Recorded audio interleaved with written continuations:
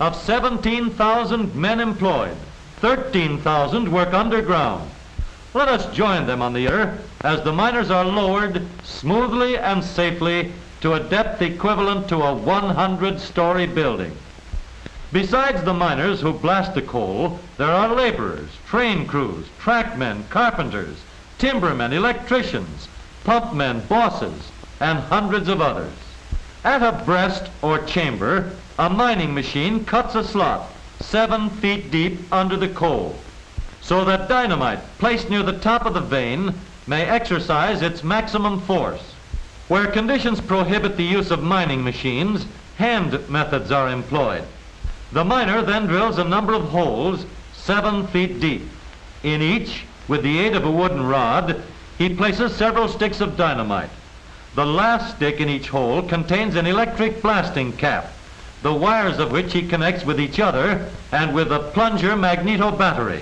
An appalling stillness intensifies the suspense. He fires, and tons of coal burst nature's shackles of millions of years, eager to do man's bidding in home and industry. The coal is then loaded into mine cars, which, after being made up into long trains, speed en route to the shaft over a network of tracks, part of a vast underground railroad system. At their underground terminal, the loaded cars gravitate cautiously to the shaft. As the elevator reaches the bottom, one of the cars is placed on board. At a signal from the footman, the car rises with increasing speed to the surface, where we pick it up and follow it to the top of the tower or head frame, where it tips forward, discharging the coal into the foothouse. The preparation of coal begins with separating the large lumps from the mine run. This permits a closer and more careful inspection. The smaller coal passes through the screen, the larger lumps traveling over and onto moving picking tables, at which men are stationed to remove material of a doubtful nature. Another step in providing the best quality. Leaving the tables, the large lumps are broken to smaller sizes by revolving steel points. The coal, which passed through the screens, as well as that broken in the rolls, join in a gigantic conveyor line, which lifts it to the top of the breaker. Thus, it passes from the foothouse, where it has received preliminary sizing and cleaning. From the top of the conveyor, the coal gravitates to a screen with smaller holes than the previous shakers. Generous sprays of water accompany every step of preparation. The shaker is not crowded with coal.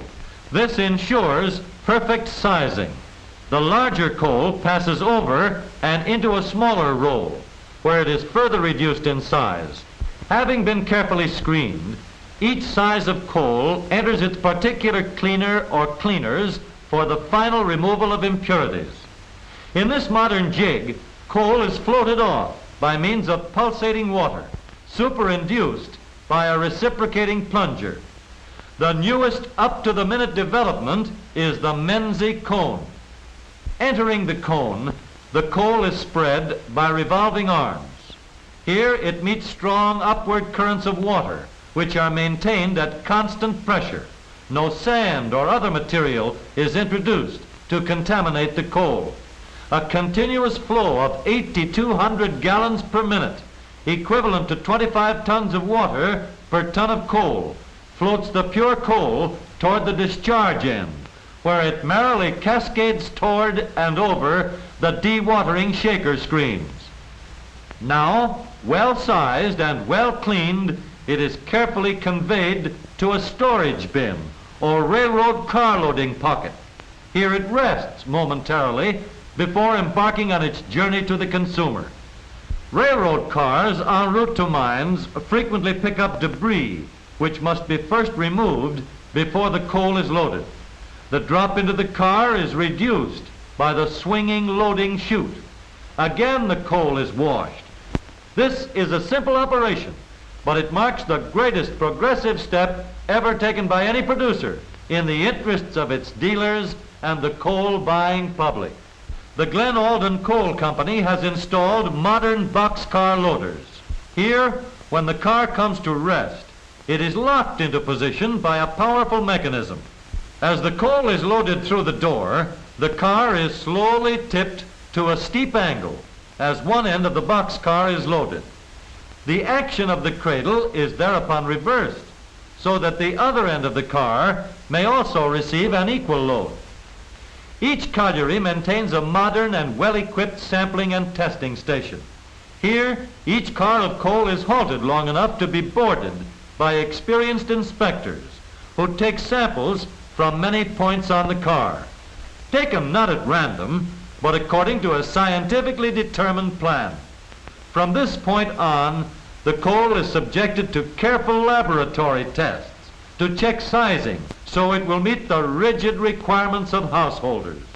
For this purpose, many of these analyses are conducted in equipment which has been specially designed for the testing of anthracite.